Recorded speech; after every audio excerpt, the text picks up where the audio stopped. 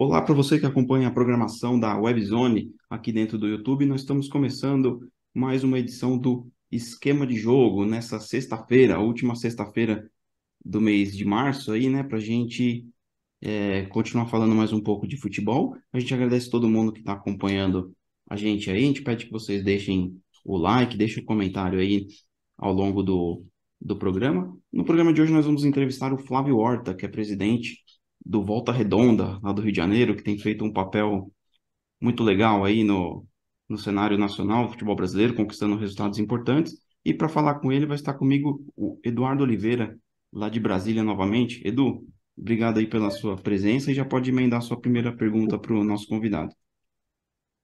Oi, André, boa noite quem está nos acompanhando. Agradecer mais uma vez Boa ao noite. Flávio Horta por ter aceito o nosso convite.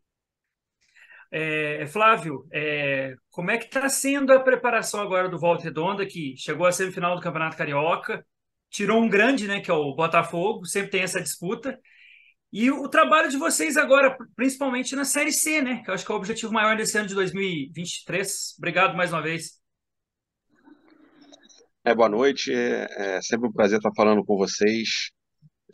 Desde que recebi o convite, fiquei lisonjeado. Normalmente os times de menor investimento têm pouco, pouco espaço e quando a gente recebe, a gente procura sempre atender. A gente fez um carioca aqui muito bom. A gente já vem de uma sequência boa, a gente, apesar de ter tido um carioca ruim ano passado, conseguimos depois fazer uma Série C muito boa, nos classificamos entre os oito, chegamos na última rodada com possibilidade de acesso para a Série B, o que infelizmente não aconteceu. Fizemos um bom carioca e agora a gente está. Eu costumo brincar aqui, às vezes, quando você faz um carioca muito bom, você é vítima do seu sucesso. Então a gente tem sofrido um assédio muito grande em alguns atletas aqui, e começando a remontagem. Estamos ainda na terceira fase da Copa do Brasil. Pegamos um jogo muito difícil, né? Um sorteio recente que vai nos demandar trabalhar mais ainda, mas já eliminamos o Atlético Goianiense, então durante o Campeonato Carioca ganhamos duas vezes do Fluminense, fizemos um bom jogo contra o Flamengo, ganhamos do Vasco. Então eu acho que é um time que está credenciado a disputar qualquer jogo nesse sistema de mata-mata da Copa do Brasil e na Série C é trabalhar, trabalhar e trabalhar, ser feliz nas reposições de peça que nós tivemos aqui para que a gente consiga fazer um bom campeonato. Flávio, pegando carona nisso que você falou do assédio, né, que as equipes menores sofrem quando fazem uma boa campanha, né? Os jogadores sempre são alvo dos clubes maiores e tudo mais. Como que é possível lutar contra isso ou é sempre ir reformulando, remontando o time? Qual o patamar do Volta Redonda nesse aspecto hoje para segurar seus destaques em cada campeonato? Como eu costumo falar aqui, quando isso acontece, é você jogar para perder de pouco. Não tem jeito. O que você vai perder, você vai. Você tem que jogar para perder de pouco. Alguns atletas a gente consegue ter uma segurança um pouco maior, de você ter um contrato mais longo, você ter uma multa um pouco mais alta, outros não. Então, são contratos, às vezes são jogadores que estão aqui por empréstimo, são jogadores que precisam de alguma que o clube fica com alguma vitrine numa negociação, mas a gente não pode esquecer que a gente precisa também do ganho técnico. Eu costumo brincar, às vezes a pessoa fala o seguinte: pô, você vai ter um jogador, vai colocar na vitrine, e se ele for negociar depois, o Volta Redonda vai ficar com 10%, talvez alguma coisa assim. Só que, por exemplo, nós tivemos dois ou três jogadores emprestados que nos ajudaram a garantir uma vaga na Copa do Brasil do ano que vem. Isso aí já tem uma garantia mínima de R$ 750 mil. Então, a gente, em alguns momentos, a gente tem que pensar também no ganho técnico que essa questão pode dar. A gente tem alguns atletas que têm contrato um pouco mais longo, como é o caso do Dudu, que vem sofrendo assédio de alguns clubes, outros com contrato que estavam terminando, como era o caso do Lelê, e a gente vai jogando para perder de pouco nessas negociações, conseguir uma receita aqui, conseguir uma verba aqui que nos permita reinvestir no clube e assim por diante. Edu, pode fazer mais uma pergunta. Como é que você vê essa questão da distribuição de renda para os clubes da Série C? Vocês vão ter viagens para várias partes do país A estreia, a tabela ainda não está detalhada, mas é contra o Pouso Alegre, possivelmente no início de maio. Como é que o Volta Redonda tem se planejado para esse início? Porque tem a questão que a CBF ajuda, mas e a questão financeira, presidente? A gente está indo, salvo engano, para o nosso, desde 17, 18, 19, 21, para a nossa sétima Série C.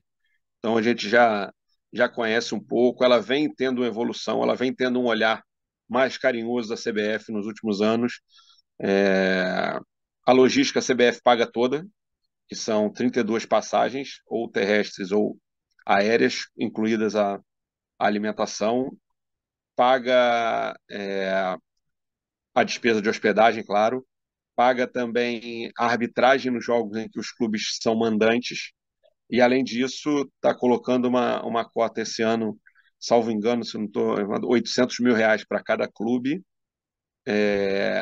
e os clubes que passarem para semifinal terão, para a fase de grupo, né, os dois quadrangulares, terão mais R$ 250 mil cada clube, que é mais ou menos um mês e meio de competição. Então, é um desafio. Você jogar uma Série C, ela é um desafio financeiro também, porque muitas das vezes, apesar da CBF custear a viagem, você tem que ficar um dia a mais no lugar, você tem um gasto com...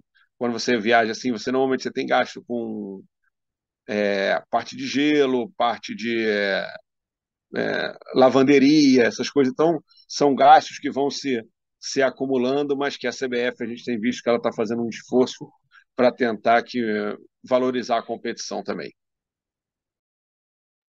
Flávio, queria que você falasse um pouco do seu tempo na gestão aí do Volta Redonda, né? Indo para o... Está no terceiro mandato, né? Se eu não estou enganado. Como é que era a situação do clube quando vocês assumiram, né? Eu falo vocês, a equipe toda.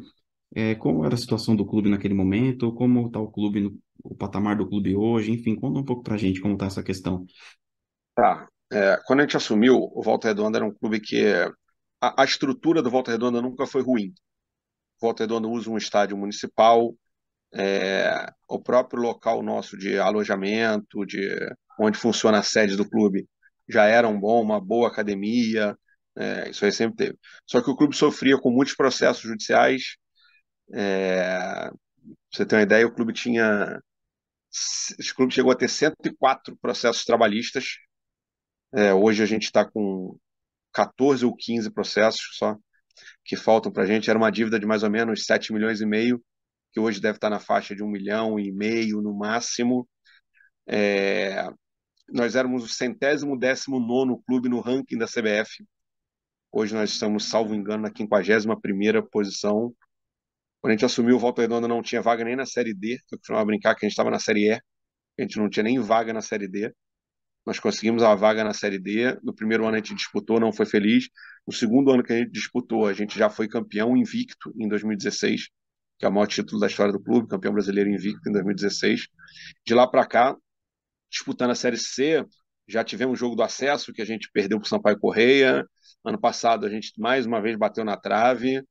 Então, acho que a gente está conseguindo honrar o mandato que não está sendo conferido. Fora outras coisas, conseguimos o certificado de clube formador. Hoje o clube participa dentro do cartão do Time Mania. Nós fomos eleito o 26º clube mais transparente do Brasil. Então, são coisas que a gente se preocupa muito nessa gestão, porque a gente sabe que o Volta Redonda, além de estar bem dentro do campo, administrativamente, outro dia a gente foi, ano passado a gente foi matéria do Rodrigo Capello, que é um dos especialistas no assunto, dizendo que o modelo de gestão do Volta Redonda era um exemplo para o Brasil, que é um clube que depende muito pouco de receita de televisão. O Volta Redonda já tem uma, uma gira da roda gigante nossa da base, já está, todo ano a gente consegue negociar jogadores, isso faz com que a gente consiga aumentar o investimento do clube.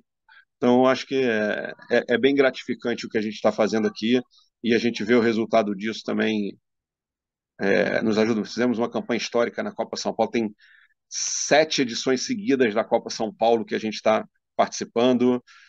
Já garantimos vaga na Copa do Brasil do ano de 2024. É a primeira vez na história do clube que a gente vai para o 5º ano seguido jogando a Copa do Brasil. Então, acho que a gente está conseguindo fazer um trabalho legal aqui. Edu, Presidente, de onde vem essa gestão, essa ideia que o senhor está fazendo na frente do Volta Redonda, que é uma cidade aí de, acho que em torno de 300 mil habitantes, né? Se eu estiver errado, o senhor me corrige. É, é isso mesmo? Ah, então tá bom. Como é que vem Isso essa mesmo, questão dessa 300 gestão? mil. Ah, então tá bom.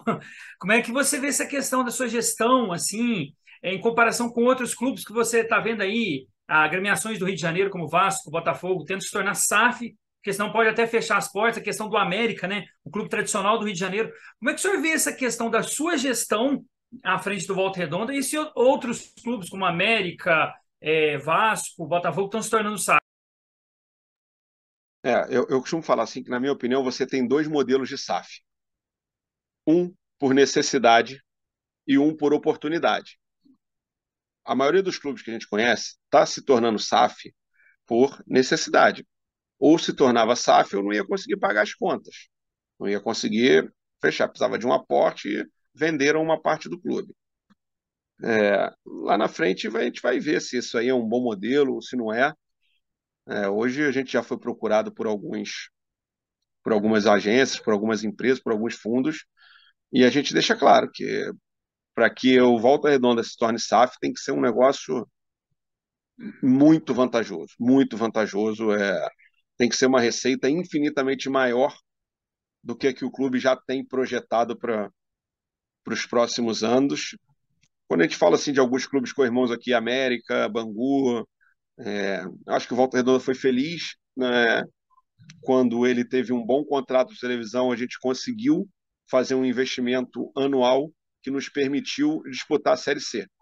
O título da Série D eu acho que eleva o patamar do Volta Redonda. É uma competição muito difícil, uma competição de, sei lá, acho que tem 100 clubes, se não me engano, cento e poucos clubes. Então, pelo menos na época, depois chegou a ter 60 e poucos clubes, que quatro só se classificam. Quando a gente conseguiu esse acesso, você começa a ganhar força para negociar com o jogador, você faz uma proposta, você já tem um calendário anual, o cara hoje ele fica esperando uma Série A ou B, mas com esse negócio da janela nacional também, quando fecha a janela, a Série C já passa a ser prioridade para alguns atletas, e a fama que o Volta Redonda está levando de vender jogador, de fazer bons negócios, a gente pode falar aí Saulo Mineiro, foi para o Ceará, depois para o Japão, Aleph Manga para o Curitiba, Lele agora no Fluminense, Pedrinho foi para a Bulgária, tem o Gabriel Pereira, que foi nosso zagueiro, está no Gil Vicente de Portugal agora. Então isso aí eu acho também que estimula. Acho que é difícil você comparar a gestão porque a gente não está no dia a dia dos outros clubes. Mas se eu pudesse, sempre que eu posso falar com os presidentes, eu falo, cara, base, investir na base, investir em pessoas. Invista nos seus funcionários. Deixa o seu funcionário feliz. Deixa o seu treinador feliz, deixa o seu auxiliar técnico feliz, deixa o seu roupeiro feliz, deixa o seu cozinheiro feliz, deixa o seu massagista feliz, que ele vai te entregar um clube melhor, um ambiente melhor. E eu acho que daí parte um pouco do sucesso do Volta Redonda. Flávio, uma última pergunta, até para a gente honrar o tempo que a gente combinou antes e te liberar. Eu sei que a agenda deve estar muito corrida, envolvendo com o futebol e tudo mais. Mas, Flávio, eu queria, nessa linha das equipes menores, de menor orçamento, você até brincou que vocês estavam nem na Série D, nem na Série E, quando você assumiu e tal. A gente tem muitas equipes menores hoje no futebol brasileiro que não tem calendário, assim, acaba o estadual, fica o resto do ano sem ter o que jogar. O caminho que você aponta para essas equipes é realmente a questão da base, primeiramente? Você acha que tem que ter uma mudança no calendário do futebol brasileiro? Enfim, o que que você projeta para essas equipes menores, de menor investimento? É complicado porque o que acontece? Muitos clubes têm dificuldade de honrar compromissos em 4 meses, imagina 12, né? Então, tem que se pensar nisso, tem que se tentar aumentar o máximo possível a sustentabilidade desses clubes. Se você pensar numa competição um pouco maior, uma Série E, por exemplo, eu acho que você tem que subsidiar ela praticamente inteira e você tem que colocar limitador de idade. Só vai jogar até 21 anos, mais ou menos, para o clube começar a ter ativo, para o clube começar a não pegar aquele dinheiro e investir em jogadores de 35 anos que vão dar o retorno técnico e o clube vai continuar tendo uma dificuldade financeira muito grande. Então, eu acho que a base ela é o maior caminho. E eu costumo falar até muito aqui. o Volta Redonda foi muito feliz em alguns momentos porque a gente e investia na base e conseguia competir contra times que estavam com o mesmo orçamento que a gente, sem investir na base. Então, enquanto a gente gastava 1 milhão por ano, mais ou menos, nas divisões de base, o nosso adversário estava gastando 1 milhão no profissional para jogar contra a gente. E a gente estava sendo feliz nas nossas escolhas, e hoje a gente colhe os frutos dos investimentos na base. Esse ano, por exemplo, nós já negociamos 25% de um atleta com o Flamengo, já negociamos 30% de um atleta com o Vila Franquense, outro com o Gil Vicente. Então a gente sabe que o caminho é esse. Flávio, estamos chegando ao fim aqui do nosso bate-papo. Obrigado mais uma vez pelo tempo que você dispôs aqui conosco. Como você mencionou, as equipes menores muitas vezes não têm espaço, mas as portas aqui da Webzone, do esquema de jogo, estão abertas sempre para você, pro pessoal do Volta Redonda, sempre que quiserem participar, tá bom? Obrigado mais uma vez pela participação e atenção com a gente. Eu que agradeço e estou às ordens aqui. Sempre que precisar qualquer coisa, é só chamar. Obrigado, Flávio. Edu, obrigado mais uma vez. Obrigado, agradecer ao presidente do Volta Redonda, Flávio, muito solícito com a nossa equipe. Portas abertas, vamos torcer para voltar. Apesar que o primeiro jogo eu não vou torcer porque é da minha cidade, viu, Flávio? Eu sou de Pouso Alegre, lá do sul de Minas. Mas depois eu torço para vocês. Tá Obrigado, viu? certo. Aí tá justificado. Tá justificado. É a terra da cidade nascença, você tem que torcer, né? Tá certo. Valeu. Obrigado, Obrigado, tá, pela viu? oportunidade, gente. Bom programa para Até todos mais. aí. Tchau, tchau. Obrigado, boa Tchau, noite. tchau. Tchau, tchau. Até semana que vem.